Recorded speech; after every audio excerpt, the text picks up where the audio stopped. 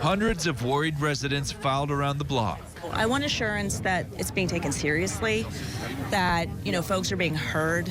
Waiting outside the local high school for a meeting to get answers about the toxic train wreck that's upended their village on the Ohio-Pennsylvania state line.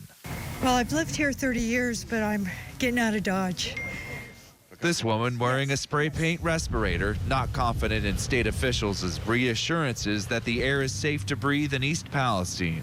Beaver, Columbiana counties, East Palestine. It wasn't clean before this happened, but now it's worse. In the high school gym, the mayor encouraging residents to get information from separate environmental and health agencies, as well as from public officials on the basketball court. The event wasn't originally a town forum, but tension quickly surfaced, and then it turned into one.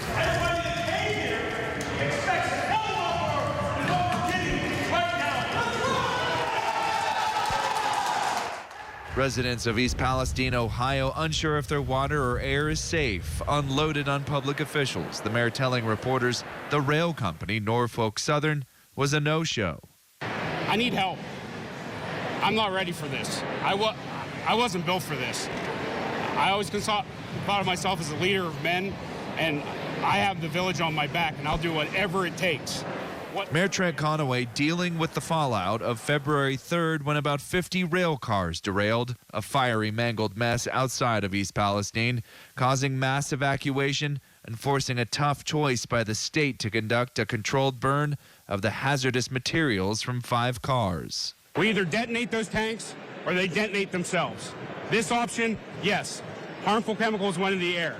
I am truly sorry, but that is the only option we had. If we didn't do that, then they were going to blow up and we were going to throw shrapnel all across this town.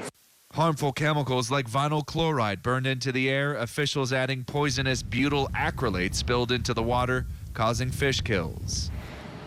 And now I don't have a home to bring them to because I don't feel like it's safe enough for me to have my children here. Mother of 2, Courtney Fish, telling us she lives less than a mile from the blast site. The train line runs through her backyard. She pointed out discoloration in the creek water behind her house where the toxic runoff is.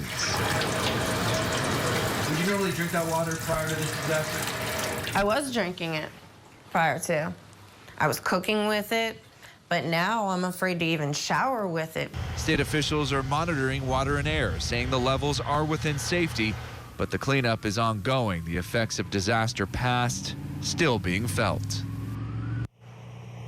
A handful of lawsuits have been filed against Norfolk Southern for negligence in the accident, and governors of both Ohio and Pennsylvania have expressed their frustrations with the railroad company. The local congressman also calling on Transportation Secretary Pete Buttigieg to visit East Palestine, Ohio, and answer questions about federal oversight. Guys? And John, I think a question a lot of people are wondering about is the rail company doing anything to help residents affected? Yeah, for its part, Norfolk Southern announcing Tuesday it's creating a $1 million fund to help this community of some 4,700 people while continuing the remediation efforts you see here behind me. That includes removing spilled contaminants from the ground and streams and monitoring air quality. It's also going to expand how many residents can be reimbursed for their evacuation costs, covering the entire village and surrounding area. Thing is residents are getting a lot of conflicting messages around here, especially about the drinking water. Being told that it is safe to drink on the one hand, but some officials saying, you know what, if you're worried, better stick with bottled water. Issue is here, though, is bottled water costs money. Those costs add up, and a lot of people in this town are already stretching their budgets. All right, national correspondent John Moan live in East Palestine, Ohio. Thank you.